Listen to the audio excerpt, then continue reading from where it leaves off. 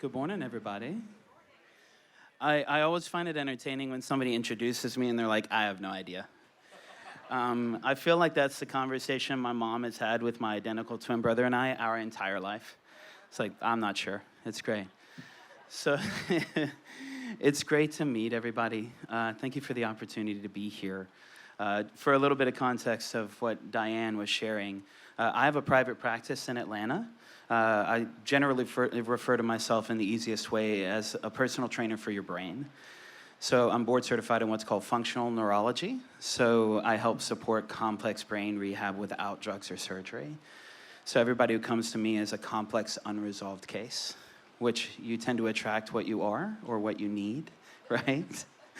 And my history is I went to 21 specialists over 9 years and spent about $150,000 to get a diagnosis that no one knew what to do with it, right? So my undergrad is actually in digital animation and film, and I did music full-time with my brothers. So I never intended to go into healthcare. I just became a doctor because I couldn't find a good one, right? And I don't know if any of you have ever seen a doctor with gauges and a beard and the nature of the way that I present. But it's a different experience. And I've been fortunate to be at the Goose several years and several times. And it's a beautiful space. So I'm really grateful to be here. But what we're going to do this morning is have a conversation around what's called the neurotheology of connection, which just basically means how does neuroscience inform our spirituality? And how does our brain work when we're trying to connect in really meaningful ways? And I'm going to do my best, for the sake of Sarah and also Joanna, not to talk too fast, because I can do that very easily. So if anybody out there is like, this is great, you're going way too fast, throw up a hand. I have an identical twin brother and an older brother who have embarrassed me my entire life, so you're not going to do anything that's going to offend me, I promise. Okay? But the first thing that I actually want to start with, and for anybody who's looking in the agenda and saw the neurotheology of gender, and this talk has a different title, that was done on Thursday morning. There was a transcription error there. But we did record the talk, and if you want to grab me afterwards, I can airdrop it to you if you have an iPhone. If you don't have an iPhone, get one or find a friend with one, and then I'll airdrop that to you, okay? A little Android joke there. Okay, so the first thing that I want to invite everybody to, because we're going to go at just a casual pace, because there's been some change this morning, so we've got a little bit of flexibility, is I want to invite you just to take a second to come into the space, right? Because everybody's been doing so much over the last few days. So if you have anything in your hands, if you can just set it on your lap, or you can set it wherever is comfortable for you. And we're going to do this a couple of times throughout the talk. I just want you to take a deep breath. And when I say take a deep breath, there's two things that I want you to think through. I want you to inhale through your nose and exhale through your mouth, kind of like you're that 6-year-old who's blowing through a straw and making bubbles in the glass at the restaurant and your parents are asking you to stop, but it's okay to do it here, right? So it looks kind of like this. You just go.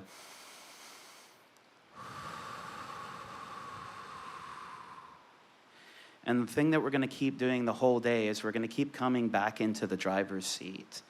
The reality is if you can't control your breathing and you can't control your face, you're not in the driver's seat. And for a lot of us over the last year and a half, we have felt like we are passengers to the entire experience of what has happened in the world, right? Does anybody attest to that? Okay. And has anybody ever been a passenger with a terrible driver? Like somebody that you're like, this person got a license. It happened. That's what the last year and a half for a lot of us has felt like. But if you can take a deep breath, even if you're still crashing, that last moment, it at least allows you to access some agency. That's your choice, right? So you breathe in through your nose for 3 and out through your mouth for 6.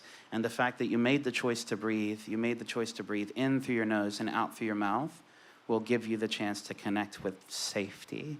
And that's the goal of the conversation today, to just find just a touch more safety. So one more deep breath with me.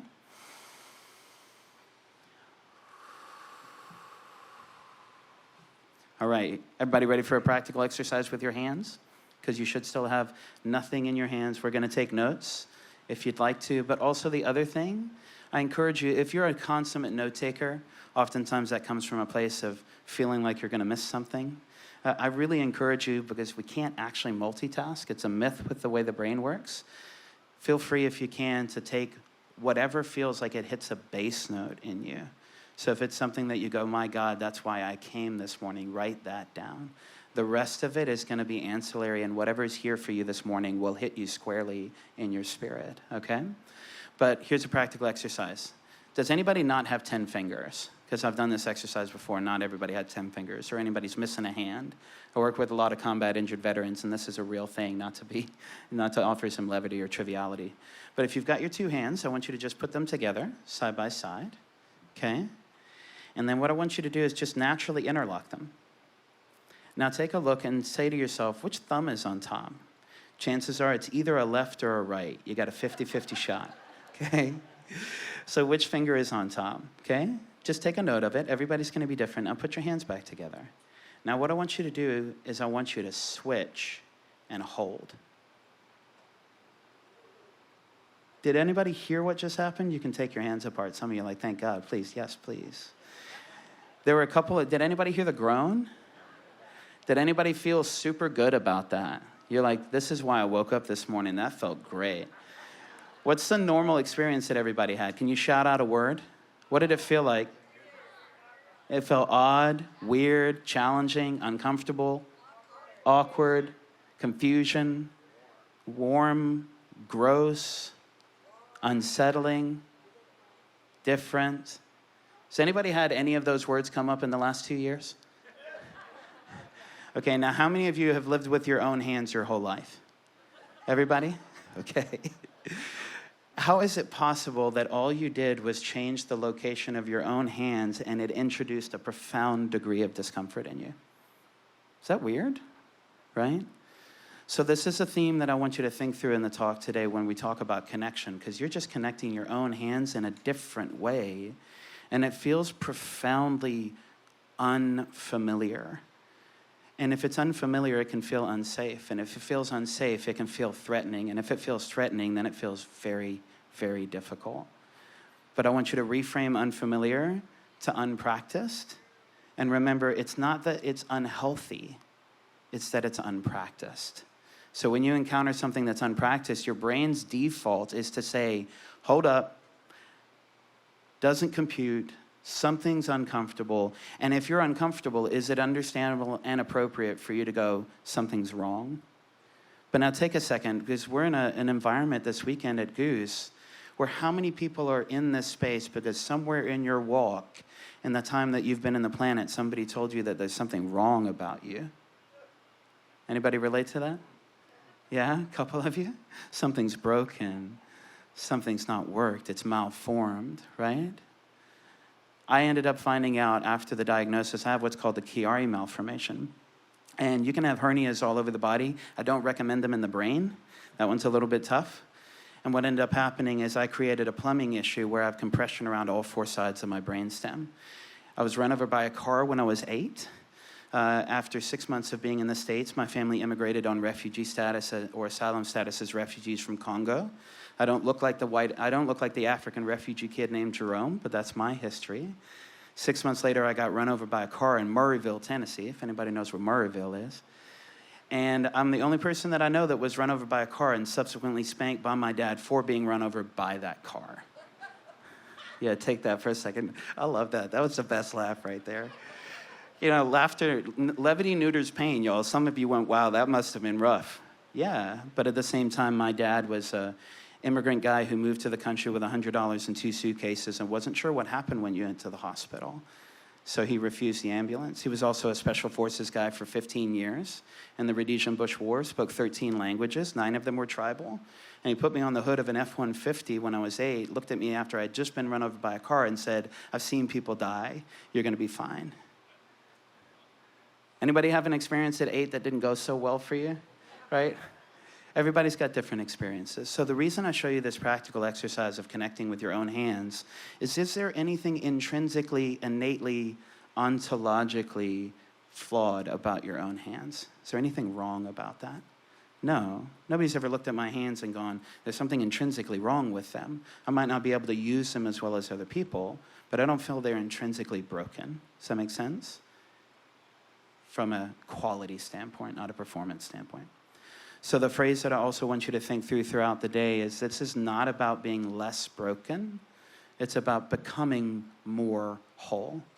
We've already got enough BS around substitutionary atonement to fill a chasm of bad theology.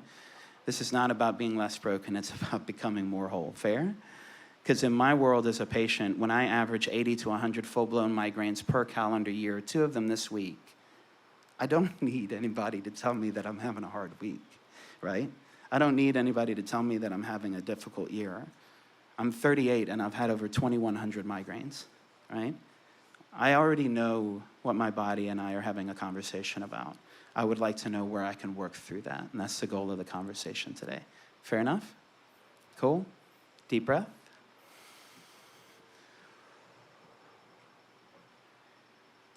And in the case of practicing self-care, I think this is one of the first talks in 10 years that I actually brought notes. Because I'm like, you know what? Your brain's a little bit low on energy. Do yourself the favor. Bring some notes. Nobody's going to think less of you. So this is what we're doing. So I appreciate it. So this is a question that I want you to think through just next. Why did you come this weekend, this extended Labor Day weekend? Have you thought about that? And not the superficial answer if you were looking for the veggie thing, because I've had 4 of those this week so far. I was definitely actually, that's not true. I had 4 breakfast things. And the trick is to ask for the extra tortilla when you add the eggs. That's the win. But why are you here? What is it doing for you? The reality is every single thing that your brain does starts from the question of, am I going to survive? Am I going to survive? That's the innate instinctive response. Then it goes, am I safe? And after it answers the question, am I safe? It says, am I moving towards a life-giving encounter? Okay, so I want to give you an analogy as a comparison here, okay? Has anybody ever seen a bear in person? Okay, how far away were you from that bear? Pretty far. Anybody shook hands with a bear, got close enough to shake hands with a bear?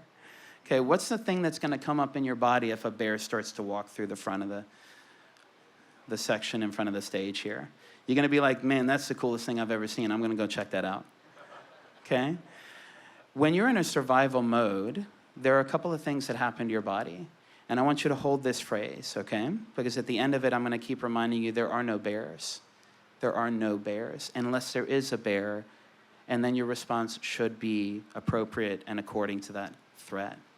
But your brain can't tell the difference between a bear and a deadline, right? A deadline, something's due. One of my funniest things, I said that one time a couple of years ago, and somebody goes, a dead lion? I said, I think I spent a little too much time in Northeast Tennessee. I said, a bear and a deadline, not a dead lion. Lion. So a deadline, a deliverable, okay? When we were traveling a lot more, has anybody ever run late for a flight or missed a flight? Okay, you're going through security and you're like, yep, my spouse was right. 10 minutes more would have been great. You ever start running late for the flight and all of a sudden you know you might miss a flight and all of a sudden your response is like, I welcome this moment. This feels life-giving. I'm gonna take a contemplative stance. I hear the mystics and the monastic traditions flowing through my body. Look, you've done a lot of work, and I hate you just a little bit. But the reality is if we start feeling like we're running out of time, our body is supposed to respond like it's a life-threatening situation. That's normal. That's understandable. That's appropriate. It just may not be sustainable, right? So here's a couple of questions for you. If you're running from a bear in the woods, let's imagine, not that this is going to happen right now. If it does, I genuinely apologize for a manifesting gift of prophecy that strong. Okay? But if a bear showed up, are you going to stop and finish that breakfast thing that you've been waiting all morning for? I mean, there's 11 people in line for a breakfast thing right now. I said it, and all of a sudden everybody's like, you're right. I need it. Extra tortilla. Okay? Are you going to stop and have a meal if a bear's chasing you in the woods? No, because what happens? You become the meal, right? Are you going to stop and have that really good quality restorative nap or sleep? You're like, you know what? I think the right thing for me to do right now is just catch up on my rest, do a meditation, take a moment, I heard Dr. Jerome say, just take a deep breath, just one deep breath, it'll be good. Because what happens if you take a deep breath? You get eaten, right? Okay. How many of you are going to stop and have a board meeting about how to handle the bear? Hey, I want to propose an agenda for the next steps in managing. Yeah, Jeff got eaten because he asked a question, okay? That's what happened. So the point that I'm making is as fear goes up and as stress goes up, and I want you to think synonymously, people like, I don't deal with anxiety and fear. You may not recognize it, but you deal with it, okay? Fear, stress, stimulus, inputs, effort, they're all the same thing. I'm saying, how much is your body processing? Has anybody felt a little bit overwhelmed over the last couple of years? Even to the point of burnout? For what it's worth, because I'm not going to preach this morning. Y'all give it up for Joanna. Okay? And a big thank you to Sarah with an H. All right, don't forget, we can't do this sort of things without this kind of support and community, right? So in these spaces, we're looking at all of these efforts and going, what has the last year and a half brought? And I'm not going to go into a lot of scripture this morning, but there's a reference that I always give to people. If you want to see Jesus overwhelmed, it's in the garden when nobody gives him a sufficient answer. And when he's burned out, it's when he collapses under the weight of his own cross. So if you were told the idea God won't give you much more than you could handle, I'm pretty sure that's untrue because I'm not freaking Jesus. And Jesus collapsed under the weight of his own cross. So that's got to be very untrue, okay? So when we're processing too much, when fear goes up, cognition goes down. That's the way the brain works. The degree to which that cognition goes down is the degree to which you have fear, stress, effort, work, deadlines, bears in your system. Does that make sense? And cognition is both how clearly you can think and how accurately you can connect with what you feel. Complex emotion. Anybody ever seen anybody get super drunk? I'm not saying it's me or you. I'm just saying you saw a friend have a little too much to drink, okay? What happened to their state, their emotional state? Did it get better or worse, right? Some people start to wax poetic, but they're talking about things nobody ever wants to hear about, so they might get more emotional, right? How clearly do people start to think? Do the thoughts get more clear or less clear? What happens to our capacity to move and to control our bodies? That's a stressor, right? So you guys have seen people whose cognition has been compromised. You guys ever have a bad conversation with your spouse? Went a little sideways? You killed a man with a trident, you had to lay low for a while, right? It's an Anchorman reference for everybody who's not under 40, okay? All of us have the capacity to Hulk out, right? If you're not familiar with Bruce Banner and the Hulk, Marvel character, big green guy. Except in Endgame, he combined those two, and it's one of the best examples of effective integrative neuropsychology on the planet. It's beautiful. I cried. People are like, why are you crying? He's talking to kids at the booth taking a selfie, and I'm like, because it's real.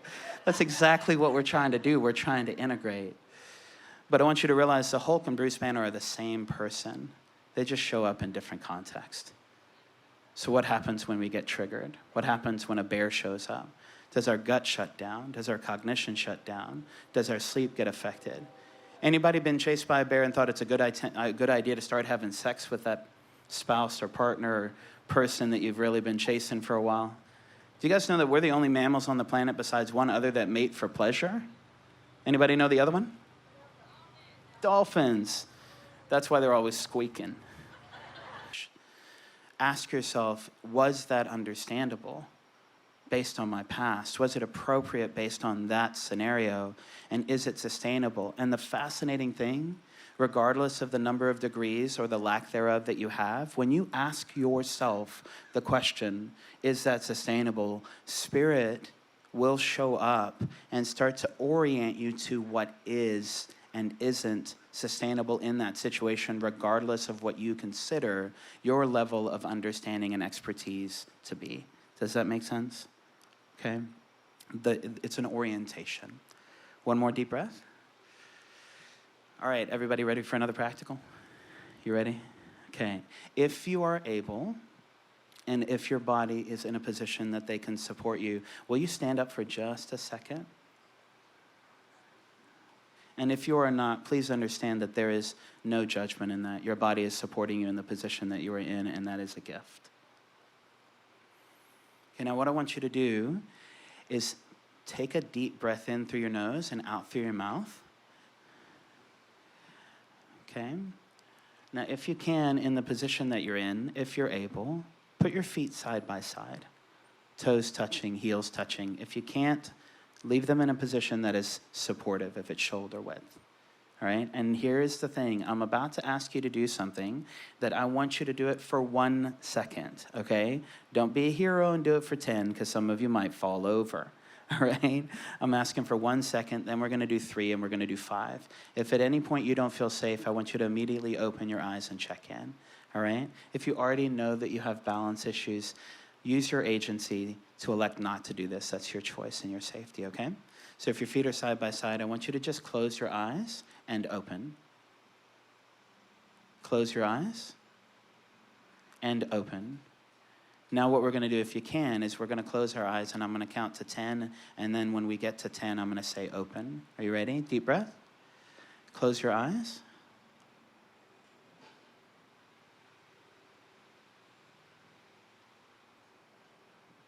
And open. And you can have a seat. Did anybody feel anything when you closed your eyes? Did anything change? Any experiences? You can throw it out. You can shout it out. Anybody feel anything?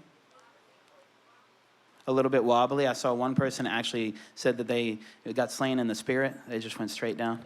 For any of you recovering charismatics like me, okay? Did anybody feel a sense of movement, right? So this is the amazing thing.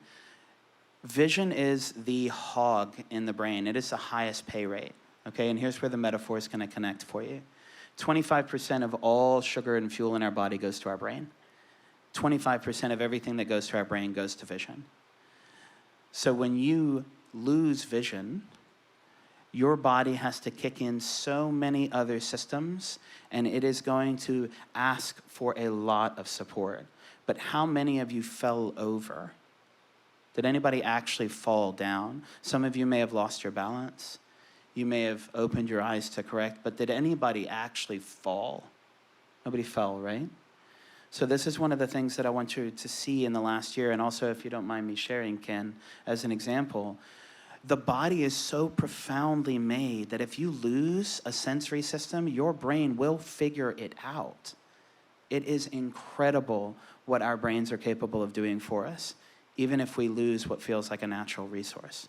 Okay, so what we're going to do next is what's called a sensory roll call, because this is one of the things that I want you to be able to take away from the weekend of going, what happens if I feel unstable, if things are uncertain, and I don't feel steady? Can I stand, close my eyes, and realize that I am not collapsing in the environment where I lose sight of everything that I thought was real? I don't know my orientation anymore. I've lost my awareness of where I am. It's built in the body first. If you can stand up and close your eyes and know that you still exist in the world, you to some degree connect with a sense of stability and safety, even if it doesn't fix everything in your world, okay? So even if you don't understand it now, I just want you to remember what we're about to go through, because the goal is to stay in the driver's seat and remember that there are no bears, okay? So if you're comfortable closing your eyes, close your eyes. This one's going to be nothing in your hands, okay? And we're going to go through, if you feel the need to open your eyes, because everybody has a very different experience with closing your eyes, please feel free to do that, and if you can, come back to eyes closed. But I'm going to walk you through the 6 sensory systems. Does everybody know what number 6 is? You got taste, touch, sight, sound, and smell. But what's the main one? Anybody know? No, it's movement. Our entire brain is built off of our capacity to move. So we're going to do something there as well, okay? So with your eyes closed, I just want you to see if you can recognize, if you can connect to a sound. What do you hear? Now find a different sound. Find a different sound. Find a different sound. Do you see how your brain is able to automatically find something different in the sound? So can you hear? Some of us may not be able to. That's why we've got the gift of Sarah on stage, right? What do you smell? Take a deep breath. If you don't smell anything, or you go, you know what, I'm not sure, grab your shirt. None of you are shirtless at the moment. Okay, grab your shirt, smell your shirt, drop your shirt, and take a deep breath. Can you tell a difference? Can you smell, and is there a difference? So we can hear, some of us. We can smell, some of us. What do you taste? I taste coffee that Joy was kind enough to make for us. So give it up to Joy. She's been doing a great job. Y'all, you can give it up for Joy a little bit more than that. There you go. There's some joy. And also Diane, she's been stage managing for us this morning. Y'all, I'm very, very efficient in 2 energy. I got to love the people that are doing such good work because they don't get seen, right? So come back to your body, close your eyes. Can you hear? Can you smell? What do you taste? And here's the thing, if you can't taste something, what is your favorite food? And if you had to imagine what about that food you enjoy, what taste comes to mind? So can you imagine taste? Anybody who's had an encounter with COVID over the last year and a half might have had a compromise in taste and smell, right? Next one, what do you feel? What are you touching, and what is touching you? Do you feel the wind? Do you feel the temperature? Do you feel the sun? Do you feel your body in the chair? Can you put one hand on your chest? And can you tell the temperature of your hand? Can you tell the texture of your shirt? Can you find a new texture? Is there something else that feels different than your shirt or your jacket or your pants or your hair or the lack thereof? So can you feel? So we can hear, we can smell, we can taste, we can feel. Now what I want you to do is, with your eyes closed, put your hands back together like we did at the beginning. Were you able to move? Do you have agency and control over your own movement? And can you switch those hands back to the unnatural, unpracticed position and just take a deep breath while you're holding your hands in that position and then let them go? Can you control some degree of your movement? Do you have agency over your body in some way? And I work with patients that can't move their arms, they're quadriplegic, so we move eyes. So can you move your eyes? Can you choose what you look at? Okay? That movement is the 5th. Here's the last one. We're almost there. Take a deep breath. I want you, with your eyes closed, to try and remember something in the space around you. Either a person sitting near you, what they look like, what you put on today, what might be on the stage, what color shirt you remember that I'm wearing. What do you remember seeing? Now I want you to imagine that there's something on stage with me that you know exists in the world, but is not actually on stage with me. If anybody feels so free, our extroverts or our practicing introverts, can you shout out what you see on stage with me in your mind? A bear. I love it. It's a bear. That's great. What else do you see? A unicorn. Has anybody seen a unicorn in real life? That's amazing. Somebody's very prophetic because you're going to the next piece. So let's say the bear is on stage. The next part is imagine something on stage that you know does not exist in the real world. Somebody's offered us a unicorn. One of my favorite things is it's amazing how many people, when I do what's called a sensory roll call, which is what we're doing, imagine an elephant, but a pink one with polka dots, and it's small. So I don't know how many of you imagined an elephant.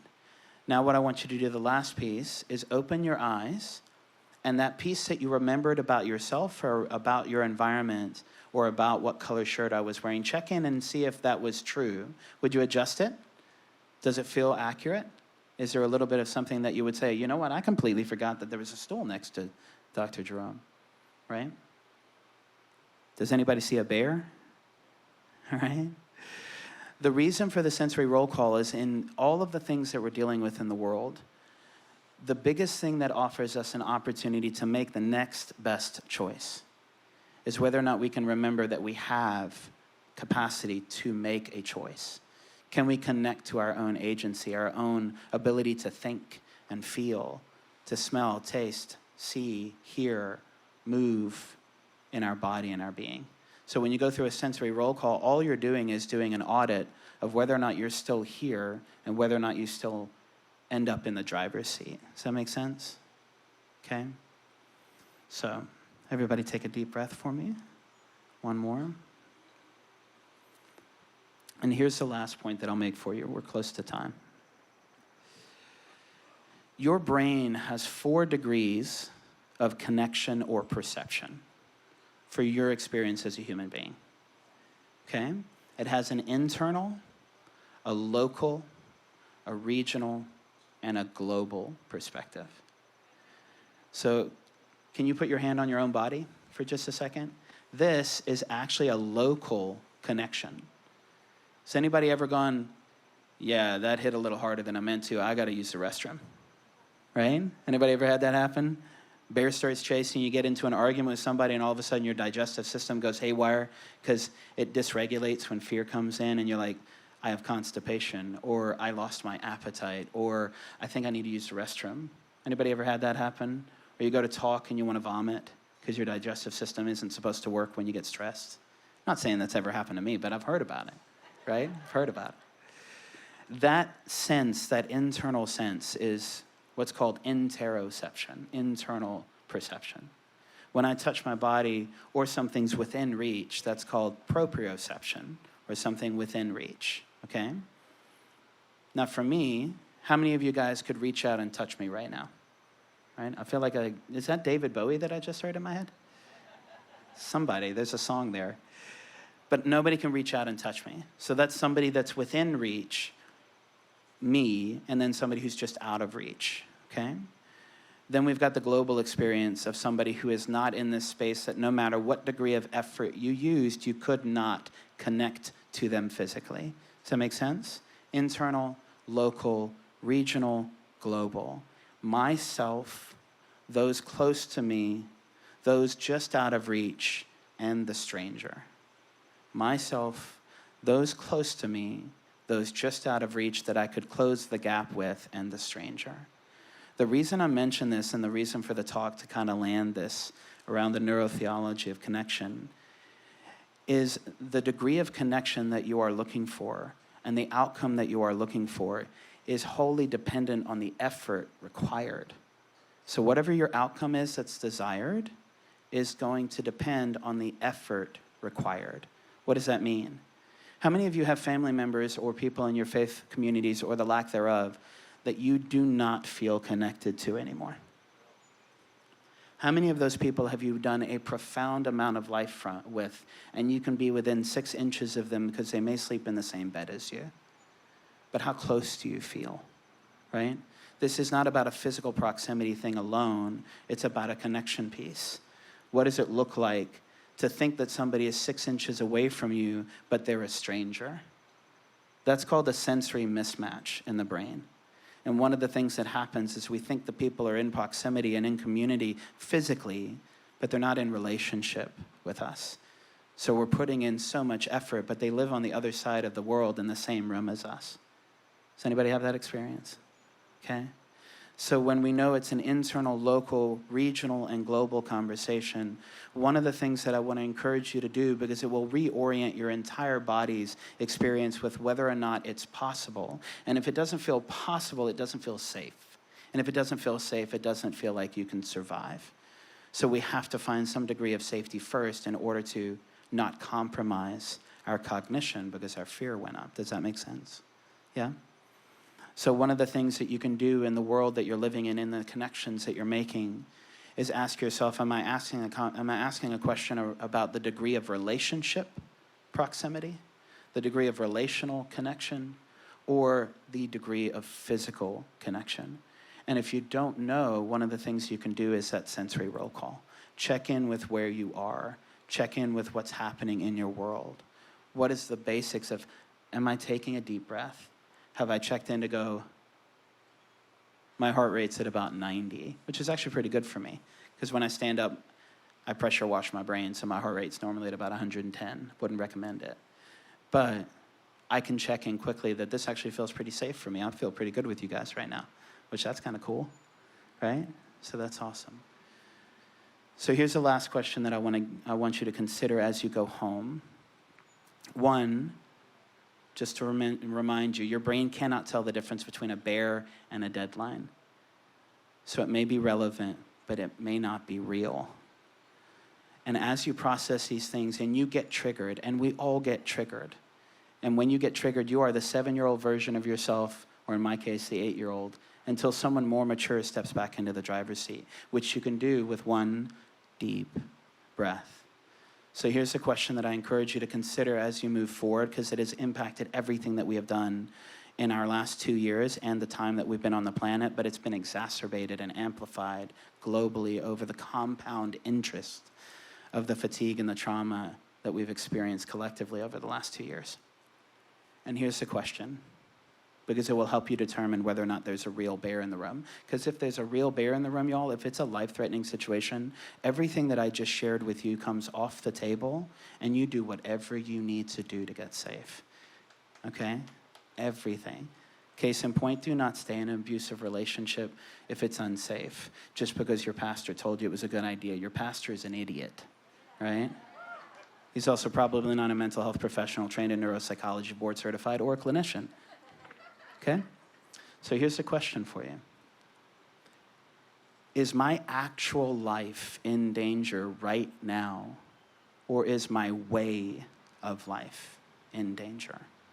Because I promise you that everybody who thought it was a good idea to go to the Capitol on January 6th were under the impression that their actual life was threatened.